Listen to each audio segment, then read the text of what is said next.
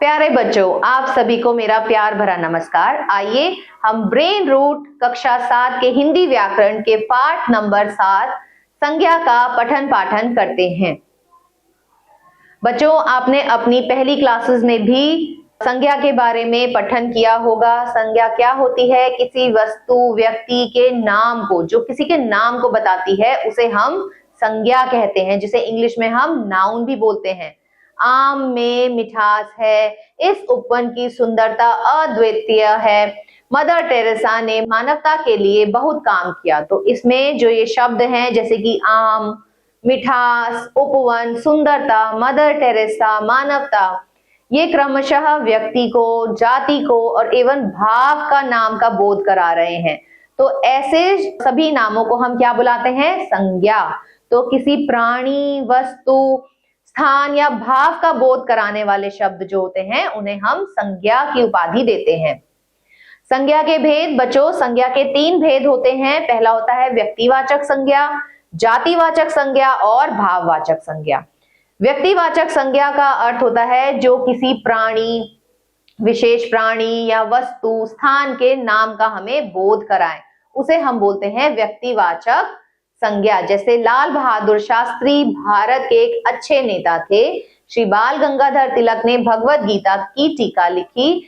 गंगा नदी हिमालय से निकलती है। तो यहाँ हमें स्पेसिफिकली नाम पता चल रहे हैं, इसलिए इसे हम इन सारी को, जो भी हमारे ये संज्ञा है, इनको हम व्यक्तिवाचक संज्ञा की उपाधि देते हैं। फिर आता है जातिवाचक संज्ञा। बच्चों, जो किसी विशेष जाति का बोध कराते हैं, जैसे हमने कहा गंगा एक नदी है, तो नदी तो कोई भी हो सकती है, गंगा हो सकती है, यमुना हो सकती है, सरस्वती हो सकती है।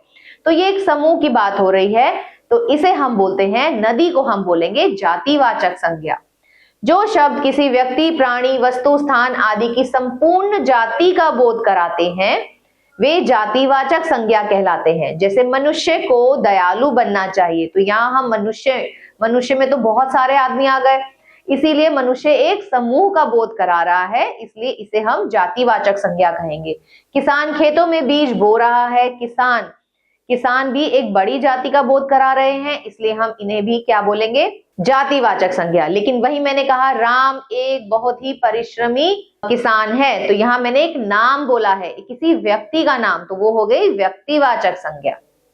भाववाचक संज्ञा, किसी गुण, दोष, अवस्था, मन के भाव आदि का बोध कराने वाले शब्द भाववाचक संज्ञा कहलाते हैं। तो जिसमें हम किसी के गुण का, दोष का या उसके किसी अवस्था, मन के भाव को जब हम प्रकट करते हैं, तो वो हमारी भाववाचक संज्ञा कहलाती है। जैसे योद्धा ने बहादुरी से काम किया, तो बहादुरी, मनुष्य के अंदर मानवता होनी चाहिए, तो मानवता क्या हो गए? एक भाव हो गया, तो ये क्या है? ये भाववाचक संज्ञा है।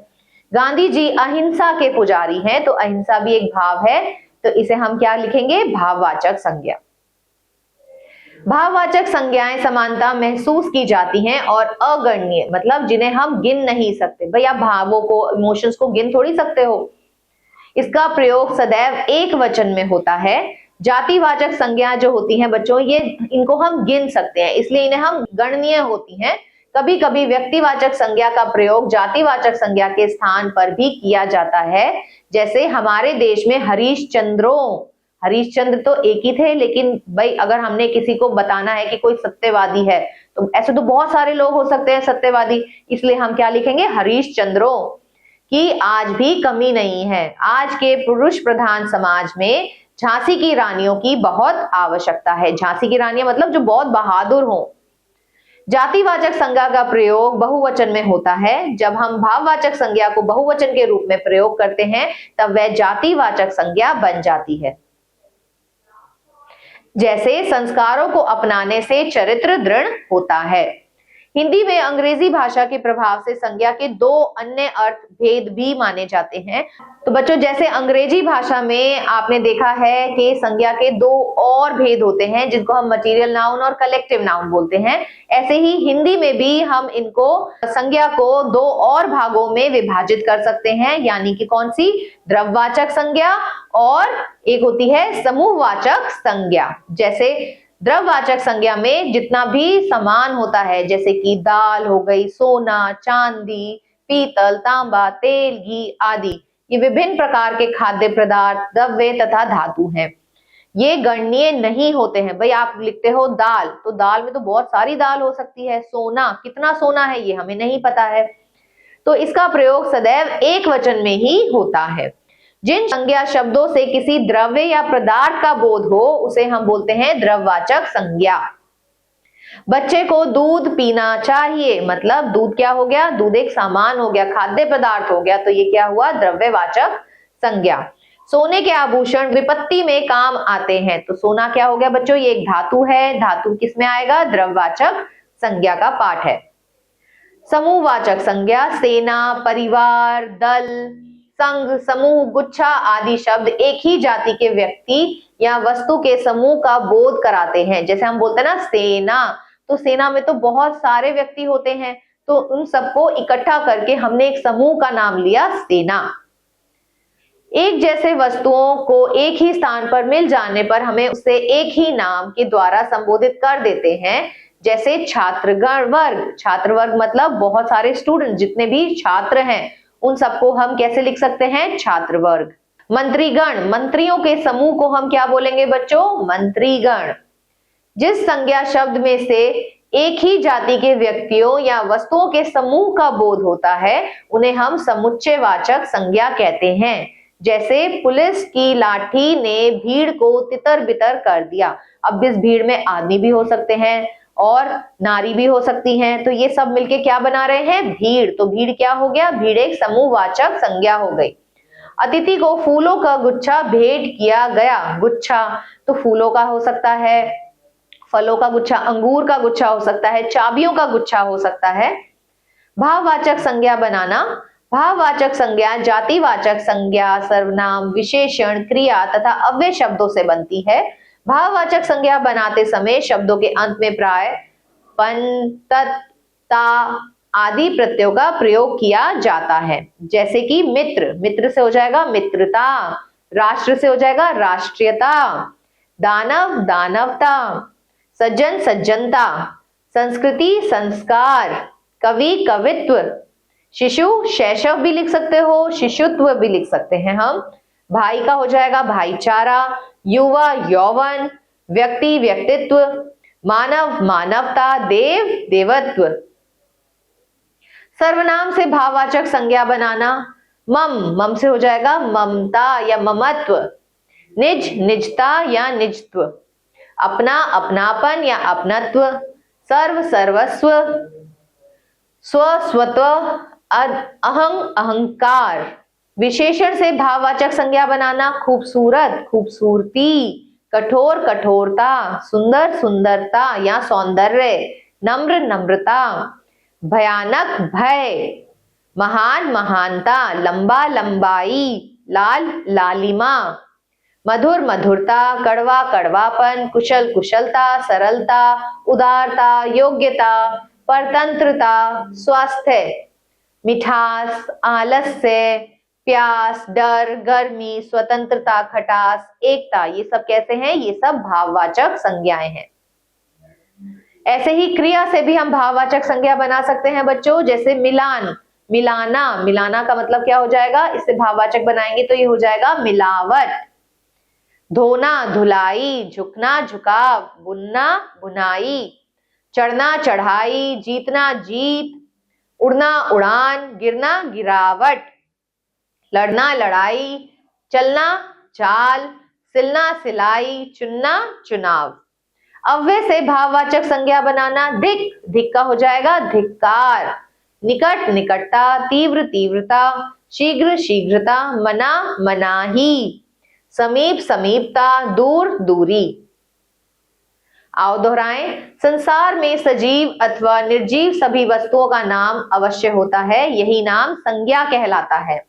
संज्ञा के मुख्यतः 3 बोध होते हैं, 3 भेद हैं। कौन कौन से हैं, व्यक्तिवाचक, जातिवाचक और भाववाचक। भाववाचक संज्ञाएं समानता अगणनीय होती हैं, मतलब हम इन्हें गिन नहीं सकते हैं और इनका प्रयोग हमेशा एक वचन में होगा। भाववाचक संज्ञा का प्रयोग सदैव एक वचन में होता है। जातिवाचक संज्ञाएं गणनीय होती हैं। कभी कभी व्यक्तिवाचक संज्ञा का प्रयोग जातिवाचक संज्ञा के रूप में भी किया जाता है। जातिवाचक संज्ञा का प्रयोग हमेशा बहुवचन में किया जाएगा। भाववाचक संज्ञा का प्रयोग बहुवचन में करने पर वह जातिवाचक संज्ञा बन जाती है। हिंदी भाषा में अंग्रेजी के प्रभाव से संज्ञा के दो और भेद स्वीकार किए गए हैं। वो कौन कौन से हैं? द्रव्यवाचक और समूहवाचक। भाववाचक संज्ञाएं जातिवाचक संज्ञा, सर्वनाम, विशेषण, क्रिया तथा अव्यय शब्दों से बनती हैं। जरा बताओ तो संज्ञा किसे कहते हैं? किसी वस्तु, प्राणी, भाव आदि के नाम का बोध कराने वाले शब्दों को हम संज्ञा कहते हैं। जैसे किसान खेतों में काम कर रहे हैं, तो किसान क्या हो गई? एक संज्ञा हो गई। राम कल बाजार गया था, तो राम क्या है? ये एक व्यक्तिवाचक संज्ञा है। व्यक्तिवाचक तथा जातिवाचक संज्ञा को स्पष्ट करते हुए उन्हें परस्पर अंतर बताओ। तो व्यक्तिवाचक संज्ञा कौन से होते हैं? जो किसी प्राणी, वस्तु या व्यक्ति के नाम का बोध कराते हैं। जैसे श्री लाल बहादुर शास्त्री एक महान नेता थे, तो श्री लाल बहादुर शास्त्री क्या हो गए? व्यक्तिवाचक संज्ञा हो गई। और जातिवाचक संज्ञा जो किसी प्राणी, व्यक्ति या स्थान के समूह का बोध कराएं, मतलब उन सबको इकट्ठा करके जब हम किसी एक चीज के बारे में बात करते हैं तो उसे हम बोलते हैं जातिवाचक संज्ञा। जैसे गंगा एक पवित्र नदी है, तो नदी क्या है? नदी तो बहुत सारी हो सकती हैं, तो ये हो गई जातिवाचक संज्ञा। भाववाचक संज्ञा किसे कहते हैं? ऐसी संज्ञा शब्द जो किसी मन के भाव, दोष या भावों को जो प्रकट करे उन्हें हम भाववाचक संज्ञा कहते हैं। जैसे आम में मिठास है, तो मिठास क्या हो गई? भाववाचक संज्ञा। आओ अब लिखें। दिए गए वाक्यों में संज्ञा शब्दों को रेखांकित कर उनका भेद बताओ। तो पहला देखिए, पुस्तकालय में हम विभिन्न पुस्तकें तथा समाचार पत्र पढ़ते हैं। तो पुस्तकालय, बच्चों पुस्तकालय क्या हुआ? ये हुआ समूहवाचक संज्ञा। पुस्तकें, पुस्तकें भी बहुत सारी हो सकती हैं, तो ये है जातिवाचक संज्ञा। समाचार पत्र भी जातिवाचक संज्ञा के अंतर्गत आएगा। आपस में शत्रुता त्याग दो। शत्रुता भाववाचक संज्ञा। प्रेमचंद्र के उपन्यासों की बात ही निराली है, तो प्रेमचंद व्यक्तिवाचक संज्ञा है और उपन्यासों ये क्या है? ये है जातिवाचक संज्ञा।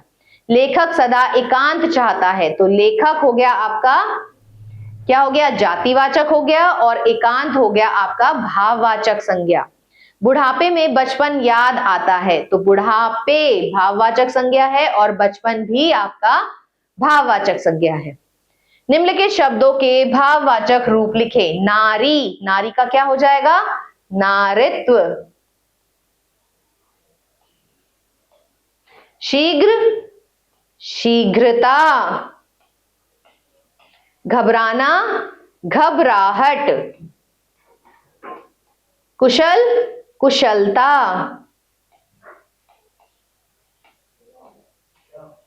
बाकी के भाग आप अपने आप से अपनी अभ्यास पुस्तिका में अभ्यास करेंगे।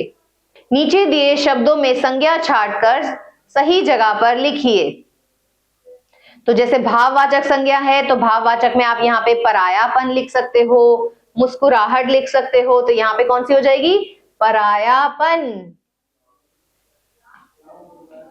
मुस्कुराहट। जातिवाचक के बारे में लिखना है हमें, तो जातिवाचक में आप अस्पताल लिख सकते हो, परिवार लिख सकते हो। व्यक्तिवाचक में लिखना है तो यहाँ हम किसी का नाम, जैसे अनिल अंबानी दिया है, अनिल अंबानी लिख सकते हैं, रामायण लिख सकते हैं। द्रव्यवाचक में लिखना है तो हम चांदी लिखेंगे, और क्या लिख सकते हैं आप? पीतल लिख सकते हैं। समूहवाचक में बच्चों, समूहवाचक में कक्षा हो गया, सभा हो गया, ऐसे शब्द आप लिखेंगे। नीचे दिए गए वाक्यों की पूर्ति उचित संज्ञा शब्दों से करें। गांधी जी का जन्म कहाँ हुआ था? गुजरात के पोरबंदर में हुआ था। डैश दाना चुग रहे हैं। कौन दाना चुग रहे हैं? कबूतर। डैश करने से ही सफलता मिलती है। परिश्रम। बाकी के भाग आप अपने आप से अपनी अभ्यास पुस्तिका में अभ्यास करेंगे। इसी के साथ बच्चों ये पाठ यही समाप्त होता है। आशा करती हूँ आपको ये अच्छे से समझ आया होगा। मिलते हैं अगले पाठ में, तब तक के लिए आभार।